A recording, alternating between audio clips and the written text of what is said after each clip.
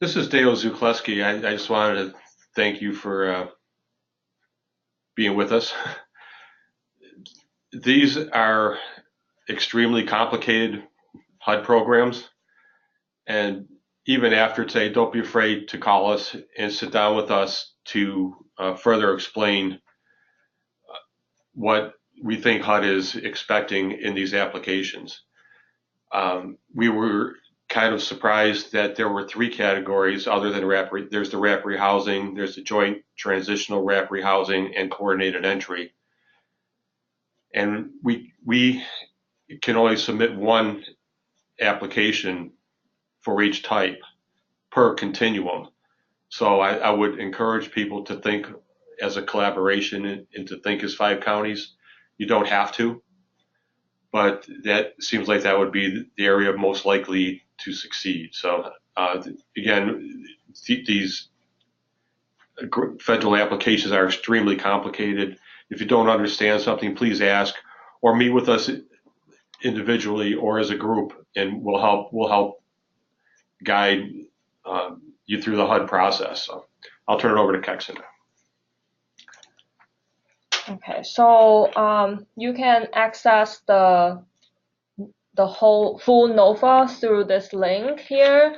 All the PowerPoint will also be sent to you after the webinar.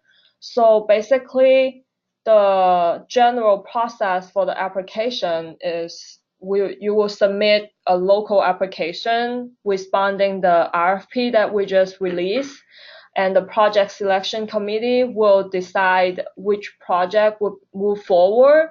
The one that get accepted will be submitted with the rest of the application through the NOFA process, and HUD will make the final decision. So in today's webinar, we're also gonna go over some of the HUD requirement when they select project and how that looks like.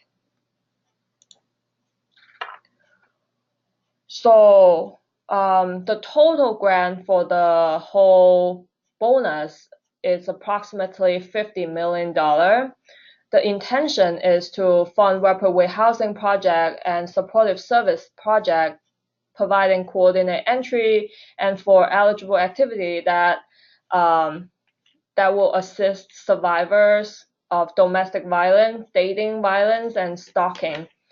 We estimated about our allowable grant amount would be $1.5 million for Erie County, Niagara County, Genesee, Wyoming, and Orleans.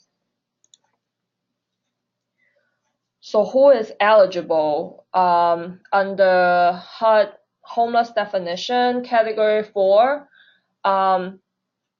client could be fleeing or attempting to flee domestic violence, regardless where they are right now. So currently, your grant or our current grant may only serving people who meet the category 1, which would be literally homeless, who is staying in shelter or living on street.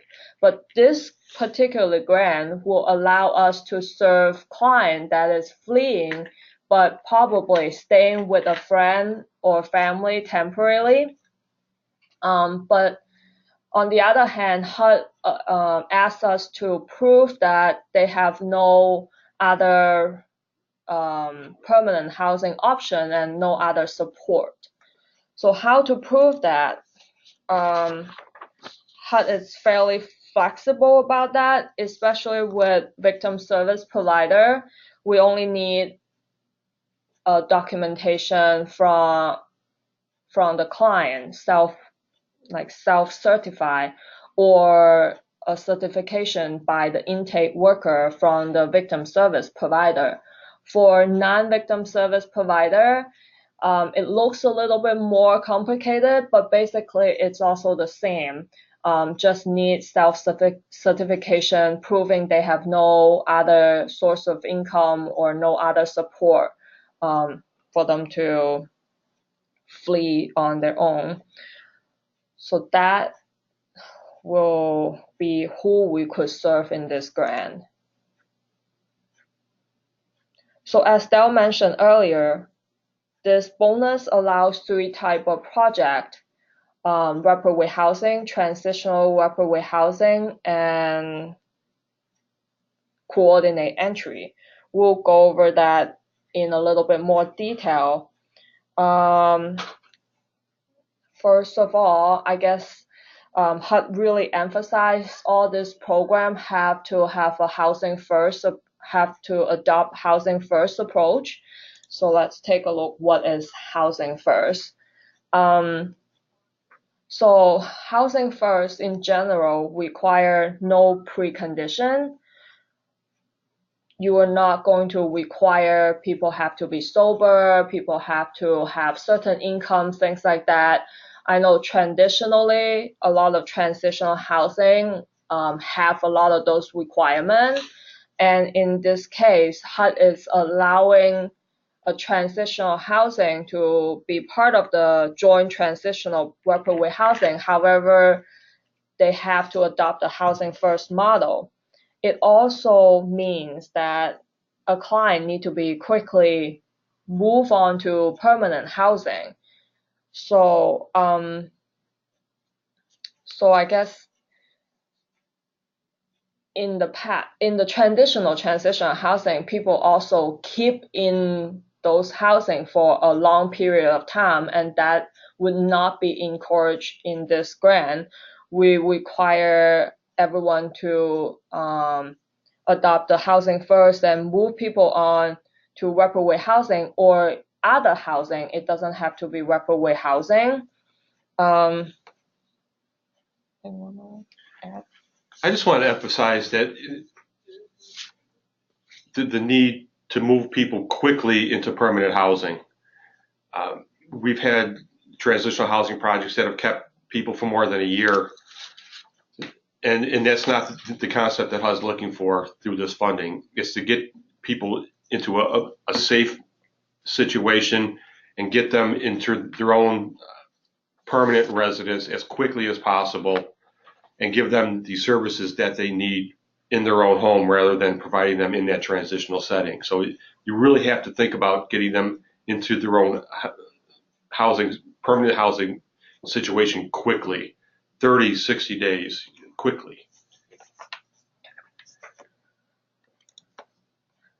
As I mentioned earlier, HUD also have a set of ranking and selection criteria. Even we move project forward into the HUD competition. So I just want to mention those. First of all, we can only, as a CoC, we can only submit 1 project per type. So we cannot submit 2 rapid warehousing or 2 joint transitional rapid warehousing. That means that it requires some coordination among the continuum. We encourage everyone who is interested look into serving 5 counties. Also, it's not a requirement, but because of this criteria that we can only submit 1 project per type, we do need to make sure that we're not jeopardizing any chance to serve the whole region. Please keep in mind that we're competing with 400 other continuums, and $50 million is not a lot of money nationwide, so it's going to be very, very competitive. And while we're eligible for 1.5 million, if you multiply that out by 400 continuums, you can see that there isn't nearly enough money. So it's highly competitive, so we have to make sure our application is competitive. Mm-hmm. HUD is scoring the project themselves, even we move on to the next round. So how HUD score us? Basically, they're going to, based on the continuum performance, so that's 50% of the score. And as a continuum, we need to address the need for the project, which I'm going to show you briefly how exactly they ask us to show the need. So we would like to see how you address the need in the local application that will help us write our portion of the application. And I'm sure I will reach out to providers and get a better sense of what the need is, things like that. And there's 25% of the point will be based on the previous performance of an applicant. So which I assume applicant should have experience serving the survivor of domestic violence, dating violence, or stalking, you will have to list specific outcome, as I imagine, in your application. Outcome could be success rate of exiting permanent housing, or safely transfer them to permanent housing, anything that, or getting them income, things like that. Those are things that we measure. For transitional housing, it could be the length of time that they're in your program that is short, and transition them out of your program to permanent housing quickly, things like that. That means we're going to be looking for a lot of data. I know people don't like when we keep talking about data, but we're going to need numbers in order to prove success. So this is what you see in the screen is not something you do. It's something we are going to write as the Homeless Alliance, but I would need a lot more data to prove the need. So if we cannot successfully answer this question to address the need, and those programs that we want to move forward cannot address the need for all this, the region, then we will less likely to be funded. So as I said, 50% of the point will come from the continuum, and our continuum usually rate quite a bit higher than the weighted medium. So I won't say we had no chance, but again, 25% is based on these questions that we're gonna answer, and another 25% will based on your the applicant's own experience. So any point that you can get, it will be very important, and it's very, very competitive. So all the grants are only eligible to apply for only 1 year, regardless project type. For rapid housing, I think people kind of have the idea. Basically, it's rental assistance. But for transitional housing, I just want to mention leasing costs. It's eligible under transitional rapid housing. So the component could be leasing, rental assistance, supportive service, also HMIS, and project admin would be less than 7%. Match is required, except for leasing. The match need to be higher than 25% in kind or cash. So there's HUD project quality threshold. I want to just briefly mention what rapid housing is, in case people who joined the webinar did not know that. It should be a short to medium term rental assistance. Rent should wean off gradually during the program period. So for example, it could be 100% for the first month, then 70% for the next, 50% for the next 3 months, things like that. It should based on each individual we recommend to be based on each individual instead of just giving everyone the same amount of assistance. The service could include housing search, ongoing case management, help client achieve self-sufficiency by earning income, getting social security benefits, things like that. So HUD also expect the program proposal can achieve all those things. So for the transitional joint workaway housing, I do want to point out a bullet point that I don't think HUD indicated before. So the proposed project will provide enough workaway housing assistance. The second point here, ensure that at any given time, a project participant may move from transitional housing to permanent housing. So how they define that is, for example, if the workaway housing portion of the budget would be twice as big as the transitional portion. So again, their emphasis is on permanent housing. Make sure client can move on to permanent housing as soon as they need it. I did not say as soon as they're ready because HUD believe everyone is ready. So we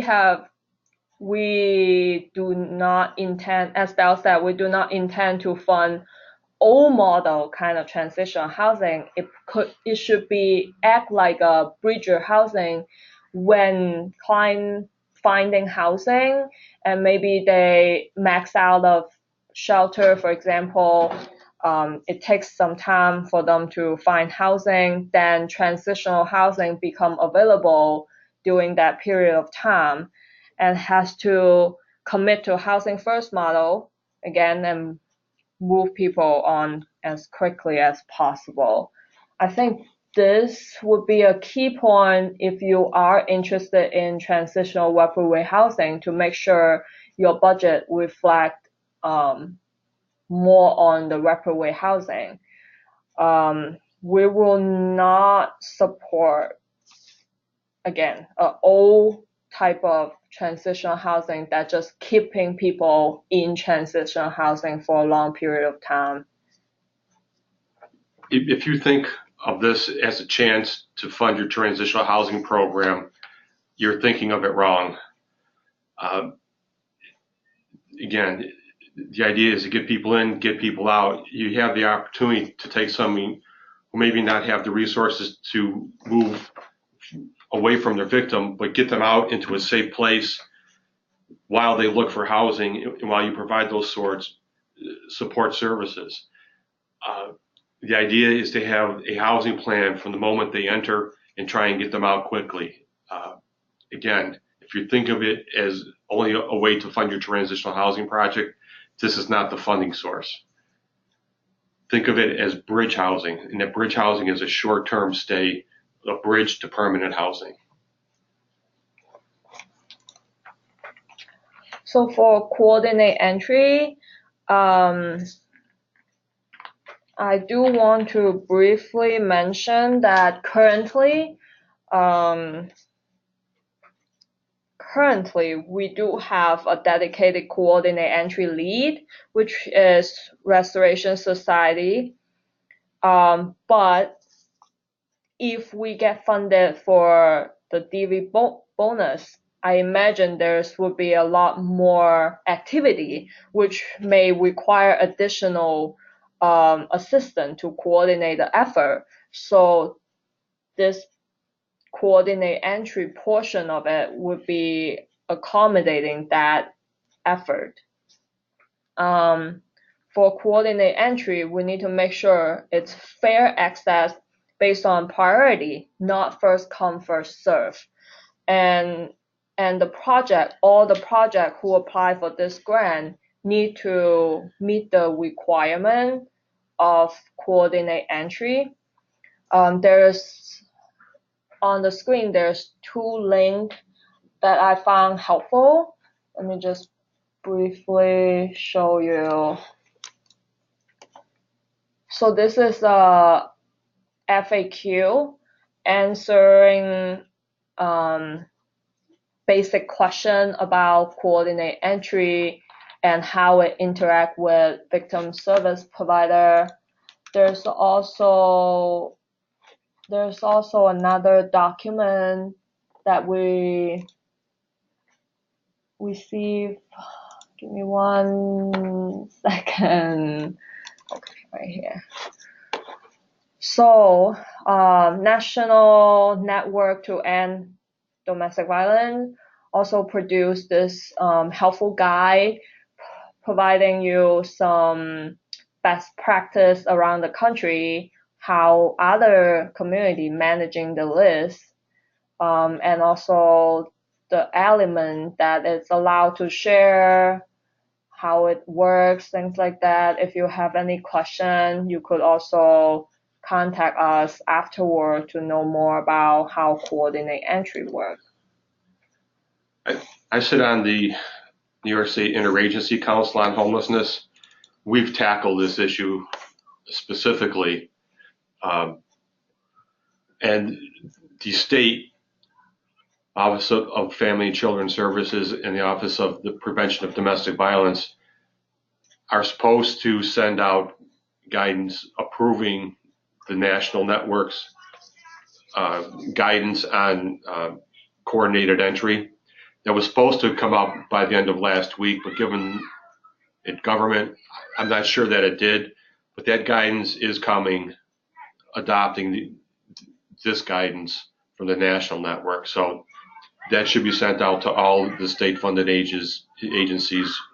If it hasn't already, it should be coming shortly.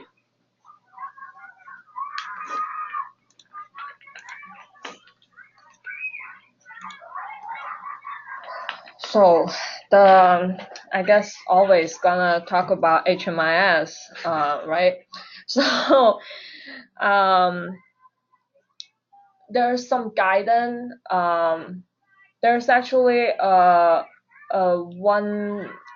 I don't think I listed here. Oh, I did list it in the next page. Comparable Database 101. So it discusses what exactly the requirement for a comparable database. Basically, it needs to function just like a HMIS, but in a separate implementation. So let me just briefly go through it. The victim service provider control who can access to the client information, and it need to meet all the security, data quality, privacy, like HMIS. It also have to comply with all the HUD requirement in terms of producing report. So the minimum, I guess, would be at least the CoC APR report. If you get ESG funding, then you should also able to produce a ESG report. There's a lot of report requirement. There's a lot of change to report requirement. So the implementation also need to able to adapt those change and make change from time to time. I think that may be a challenge to a lot of the current DV database right now. So in this comparable database 101 document, if you look into it, there's actually some listed vendor that you could explore. Bowman, which now called Medaware, is listed one of them. So we're not asking you to join our implementation, the CoC host, but to have your own implementation. You just have to you just maybe choose the same vendor.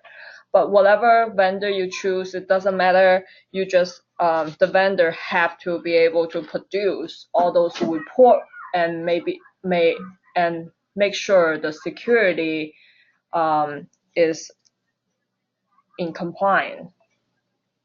So back to HMS or comparable database.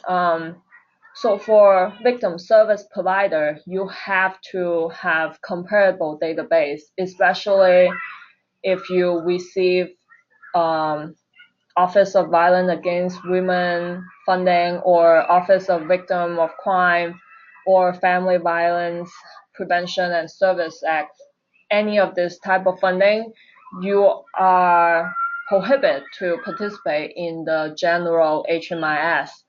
But if you are not a victim service provider, which means your organization mission is not focused on victim only, and you do not receive any of these funding that I just listed, then you can choose to use a comparable database or the HMIs that the CoC offer.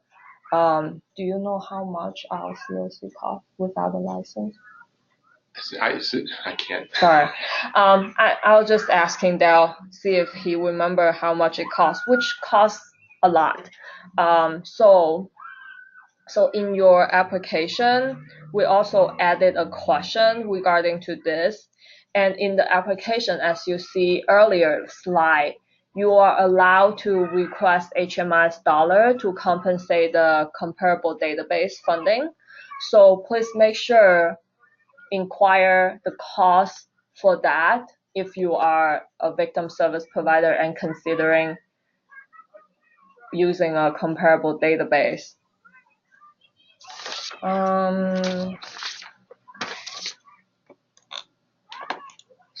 So to access our application, you can go to our website, which is wnyhomeless.org. Under CoC funding competition, you're going to see the new RFP, which is right here. The budget worksheet is not included in the RFP, but it's listed down below. So I'm just going to quickly go over this for a second. This is the actual application, and above it is the RFP, just so you know they are in the same document. You will need to choose one of the type and the area you propose to serve. As I said, we added the question regarding to HMIS. We're going to release this updated format maybe this afternoon. There's an area to describe unmet need. This portion, we would like you to provide as much as local data as you can. Part of it is to prove your project meeting the need, but obviously part of it is helping us to answer the question that HUD asked us to answer, as 25% of the chance that any of us will get any DV bonus. So I'm not gonna go over in detail, but I just want you to pay attention to this question as well as the HMIS question added into it. We also require everyone to describe how you're going to take client from coordinate entry. That would be very important because for victim service, it could be slightly different, but we would like to know what you plan on doing with that. So, summarize. It's important that we have a collaboration to cover the entire 5-county region. Absolutely not required, but we think that would be more competitive nationwide. If we get more than one application of the same type, we're forced to pick which project is better, which communities get served, or which communities don't get served, and that's not fair to the project selection committee. Now let's try and think of ourselves as a community. Any kind of need in the application that goes into HUD is going to be data driven. You can't ask for $1.5 million to help 50 clients, so it's got to be reasonable too. So you have to, so the client cost per client has to be reasonable, and it's got to be client centered. Housing first is stressed throughout the HUD notice of funding availability. It's been like that for years. Again, it's get people in to a safe situation and get them out into their own housing as quickly as you can. I know this is all complicated. It's all HUD regulations and HUD guidances and part of the application process. We know that. And if you need help or have further questions, ask them now or meet with us separately or as a group. We're more than happy to walk people through this and put a good competitive application together. Our job is to try and bring as much money into this continuum as we possibly can to help you serve your clients. And we want to help you serve those clients. There's a need here. We know that. We want to best describe that so you can help your clients. Okay. I think that's all we have. You are going to receive the PowerPoint along with the recording of this webinar. Now I guess we're just gonna open to question if there's any.